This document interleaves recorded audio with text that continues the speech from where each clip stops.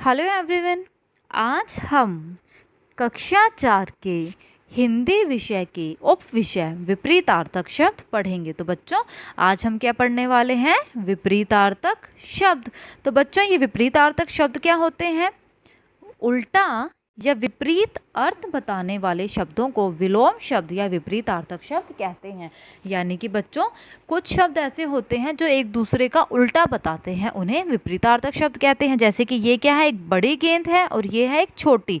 यानी कि यहाँ पे बड़ा और छोटा, एक बड़ा गेंद है, एक छोटा गेंद है। यानी कि यहाँ पे दो शब्द हैं, बड़ा और उसका उल्टा क्या हुआ?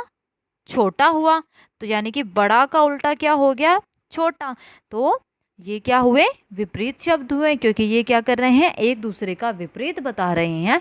यानी कि जो शब्द किसी भी शब्द का उल्टा या विपरीत अर्थ बताते हैं उनको क्या कहते हैं? विलोम शब्द कहते हैं या विपरीत शब्द कहते हैं। अब बच्चों, चलते हैं अपने पहले प्रश्न की तरफ। हमारा प्रश्न संख्या 1 है, विपरीत अर्थ वाले शब्द बताओ व उन्हें कॉपी में लिखो। तो बच्चों, हमें यहाँ कुछ शब्द दिए हैं, हमें इनके विपरीत अर्थ बताने वाले शब्द लिखने हैं। तो चलिए हम अपने पहले शब्द को की तरफ चलते हैं। हमारा पहला शब्द है कठिन।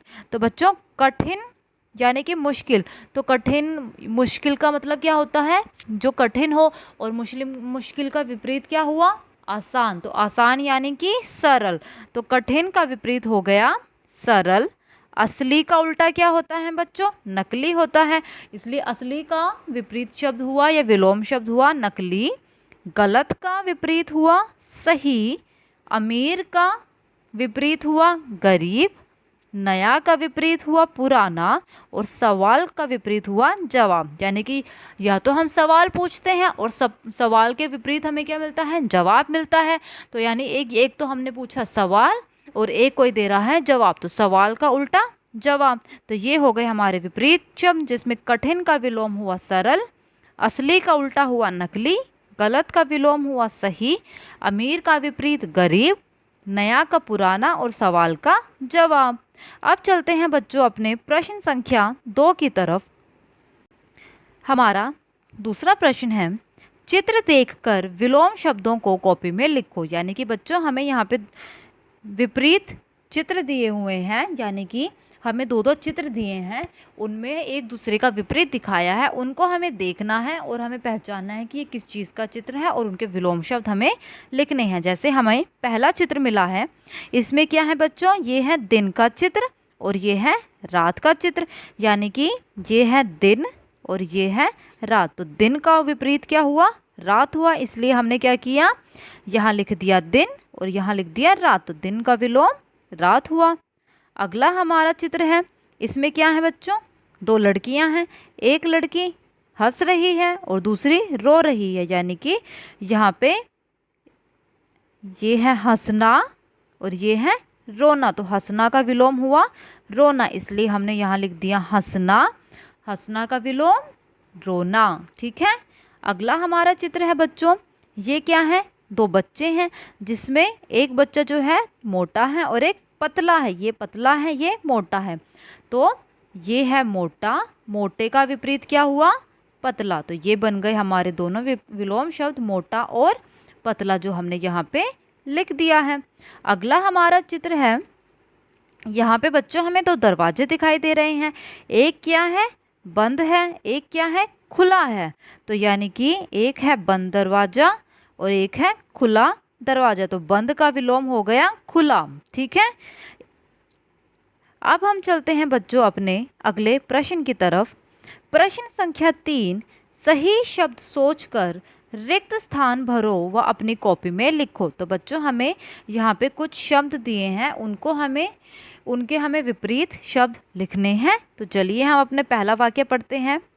सूरज पूरब में उदय होता है और पश्चिम में अस्त होता है। यानी कि जो सूरज है पूरब से उगता है और पश्चिम में डूबता है। तो उदय और अस्त क्या है? एक दूसरे के विलोम हैं। ऐसे ही अब हमें, तो बच्चों हमारा दूसरा वाक्य है, चांद एक है और तारे क्या हैं? अनेक हैं। तो एक का विलोम क्या हुआ बच्चों? एक का विलोम हुआ अनेक, इसलिए हमने यहाँ लिख दिया अनेक। ठीक है। तो चांद क्या है? एक है और तारे अनेक है। अगला प्रश्न है, चुन्नू का उत्तर सही है जबकि मुन्नू का उत्तर क्या है, गलत दिखाया गया है, इसलिए सही का विलोम हो गया गलत। तो चुन्नू का उत्तर सही है और मुन्नू का उत्तर गलत है, तो हमने यहाँ लिख दिया गलत। तो बच्चों सही का विलोम क्या हुआ, गलत हुआ।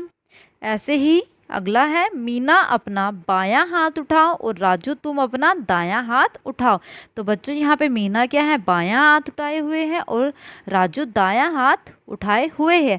तो यानी बायां का विपरीत या उल्टा हो गया दायां। ऐसे ही बर्फ ठंडी है, बर्फ क्या होती है, ठंडी, और आग क्या होती है बच्चों, गर्म होती है, इसलिए बर्फ ठंडी है और आग गर्म है। तो यानी कि ठंडी और गर्म दोनों क्या हैं, एक दूसरे के विलोम शब्द हैं। ठीक है, तो ये हो गया बच्चों हमारा प्रश्न संख्या 3, जिसमें हमने लिखा सूरज पूर्व में उदय होता है और पश्चिम में अस्त। तो उदय और अस्त क्या है, एक दूसरे के विपरीत हैं। चांद एक है और तारे अनेक, तो एक का विपरीत अनेक। चुन्नू का उत्तर सही है जबकि मुन्नू का उत्तर गलत, यानी सही गलत क्या है, एक दूसरे के विपरीत है। मीना अपना बायां हाथ उठाओ और राजू तुम अपना दायां, तो बायां का उल्टा दायां। और बर्फ ठंडी है और आग गर्म, तो ठंडी का उल्टा क्या हो गया, गर्म हो गया। तो बच्चों ये हो गया हमारा प्रश्न संख्या 3। अब हम चलते हैं अपने प्रश्न संख्या 4 की तरफ। दिए गए शब्द जाल में से विलोम शब्द ढूंढकर अपनी कॉपी में लिखो। तो बच्चों हमें यहाँ पे कुछ शब्द दिए थे और एक शब्द जाल दिया है, इसमें से हमें कुछ ये जो शब्द हमें दिए हैं जैसे अमीर, आसमान, साफ, इन सब के हमें विलोम शब्द ढूंढने थे और उनको अपने कॉपी में लिखना था। जैसे कि हमें पहला शब्द मिला है अमीर, तो अमीर का विलोम होता है बच्चों गरीब, ये रहा गरीब और इसको हमने यहाँ पे लिख दिया, अमीर का विलोम गरीब। आसमान, आसमान यानी कि आकाश, आसमान का विलोम क्या हो गया बच्चों, धरती हो गया। तो आसमान का विलोम धरती, धरती हमें यहाँ मिला और हमने इसको यहाँ पे लिख दिया। ऐसे ही साफ, तो साफ का विलोम क्या होता है बच्चों, गंदा। एक होता है साफ और एक होता है एकदम गंदा, तो साफ का विपरीत क्या हो गया, गंदा, तो हमने यहाँ लिख दिया गंदा और ये हमने यहाँ पे ढूंढ के लिखा है। ऐसे ही पुराना, तो बच्चों कोई चीज़ या तो पुरानी होगी या नई होगी, तो पुराना का विपरीत क्या हो गया, नया, तो ये रहा नया और हमने इसको यहाँ लिख दिया, पुराना का विलोम नया। आलसी, तो बच्चों आलसी का विपरीत होता है मेहनती, तो हमने ये मेहनती यहाँ पे ढूंढा और हमने लिख दिया मेहनती। और अंधेरा, अंधेरा का विपरीत होता है बच्चों उजाला, उजाला हमको यहाँ पे ये मिल गया तो हमने लिख दिया उजाला। तो हमें सारे अपने जो विपरीत शब्द थे वो मिल गए, जैसे कि अमीर का बना गरीब, आसमान का बना धरती, नया का विपरीत पुराना, पुराना का विपरीत नया, साफ का विपरीत गंदा, आलसी का विपरीत होता है मेहनती और अंधेरे का विपरीत उजाला। तो ये बन गया हमारा प्रश्न संख्या 4। अब हम आगे पढ़ते हैं। अपने परिवार के सदस्यों के साथ मिलकर वीडियो में आए विलोम शब्दों को पर्ची में लिखकर आपस में विलोम शब्द पूछने का खेल खेलिए। तो बच्चों इस वीडियो में जितने भी आपको विलोम शब्द जैसे कि दिन, रात, अमीर, गरीब, ये जितने भी आपको विलोम शब्द मिले हैं आपको इनको पर्ची में बनाइएगा और फिर एक एक पर्ची उठा के दूसरों से इनके विपरीत शब्द पूछने का खेल खेलिएगा। ठीक है, अब हम चलते हैं बच्चों आज के अगले कार्य की तरफ, जिसमें आज हम पढ़ेंगे महावीर जयंती। तो बच्चों महावीर जयंती क्या होती है, चलिए देखते हैं।